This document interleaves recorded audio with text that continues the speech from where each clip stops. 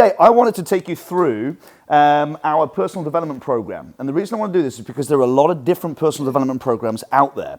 And the one that we have designed specifically roots into 3 areas of motivation for kids. And I'll come on to that later. So I'm going to take you through the process and how it links into motivation. Because one of the biggest fears for a parent getting their child, especially young children, involved in anything is, oh, they're going to quit it in about 6 weeks. Is that we've done football and rugby and tennis and we've done dance and we've done gymnastics and they just quit. It's like, yeah, okay. Now what I want to say as an instructor, which I never do, but I might change my mind because it happened yesterday, was, so what's your child doing right now? Oh, they're at home on the Xbox. Get them off the Xbox. Bring them into class, okay? Now, one of the ways that we can actually overcome a situation when somebody is already training with you and their motivation is waning because of other interests, and I've done this many times, and this does work, is explain to the parent that one of the things we want to do is try and get them into something that they don't like before martial arts, and then you're drawing a comparison. So it's like, okay, so when it's ready to go to martial arts, what do they normally do? Oh, well, they've just got home from school and, you know, they've had something to eat and they're sitting down and chilling and they're playing games or whatever. That's really cool because they're trying to decompress. It's like, what I want you to do is get them to do the washing up. So what? So yeah. And then their option is you can continue washing the plates and everything, or you can go to martial arts. 9 times out of 10, child's going to pick to go to martial arts. Now that is a quick way of motivating someone who's already training with you. But what I'm going to talk to you specifically today is about motivating new students and keeping them motivated as we go. And that is part of our personal development program. So I'm going to start with, and you're all going to do this later, so pay attention, mat chats.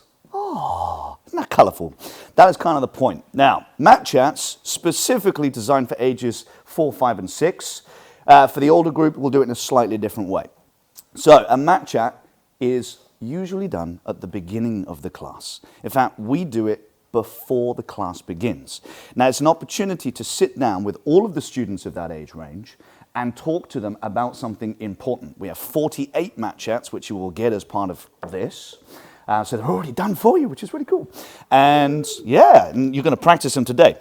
Now, the good news is that with these wonderful mat chats, that bit goes towards the students, it's super colourful, it's eye-catching, it has to be, doesn't want to be boring. Remember, they're 4, 5 and 6, they lose interest very quickly.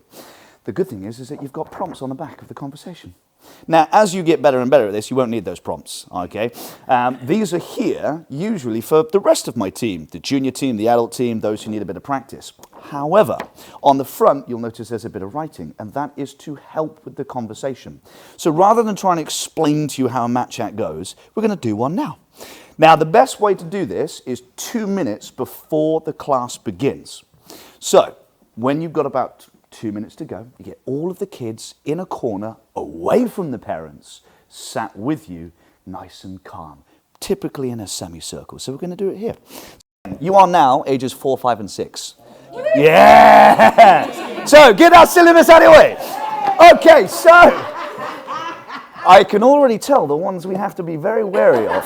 Now, and then I'm going to go into the benefits of why we do this after we've done it very briefly. So this is going to be a short version. This usually takes about 5 minutes. Remember, 2 minutes before the class begins, 3 to 4 minutes into the class. So, everybody, how are we doing? We good? Yeah. Yeah. Oh, energy's a bit low today. That's all right. That's all right. Did everybody have a good Easter? Yeah. Yeah. Who ate just enough chocolate? There's no such thing as too much. Yeah, good stuff. Okay, well, today our mat chat is about, can anybody read that word there? What does that say? Put your hand up and tell me. Yes. Courtesy. Courtesy, well done. Courtesy. Courtesy. Now, off topic, some children will be able to read that. Some children will muddle through it. It doesn't matter. The idea is that they're already engaging with what's in front of them. That's why I always get them to try and read it out.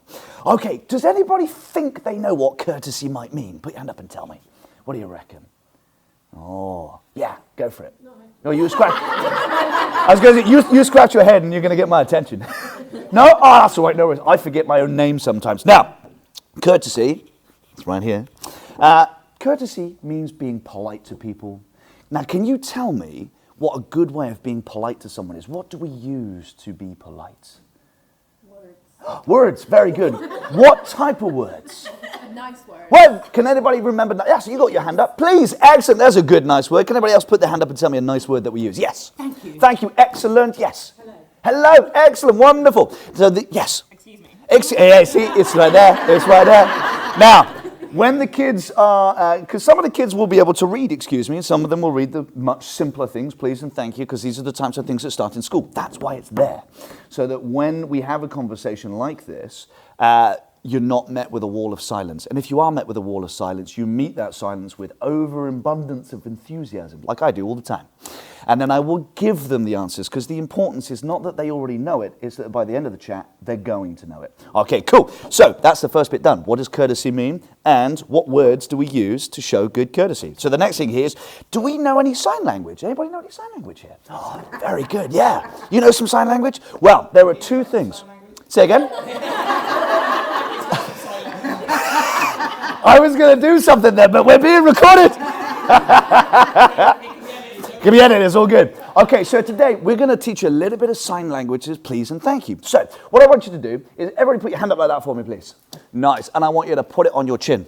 And I want you to go, please. Oh, very good. Now I want you to say, please. Please. Ready. Big, please. Please. And thank you.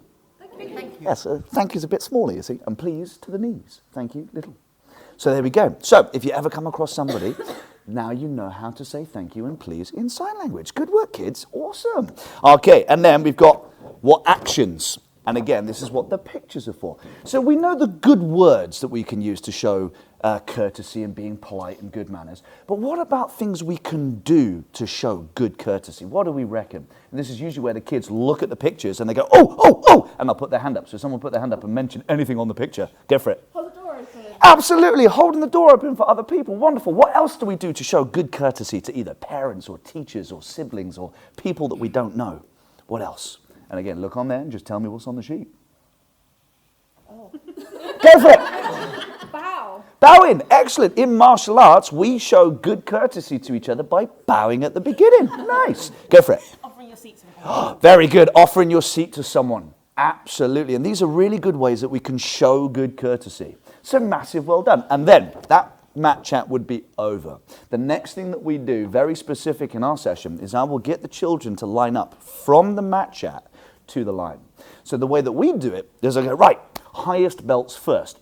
So it's like we've just had a chat about courtesy. One of the ways that we can show good courtesy, obviously, is our number 10s. So I would like, and I don't know your rank system, but in our class it's stripes. So I would like the purple stripes, highest ranks in the room, to go and sit down in number 10. Show me your good courtesy. They'll run over, they'll sit down, and I'll do it in rank order. And then you've migrated from a semicircle where all the kids are listening and calming into a line where the kids are ready to begin.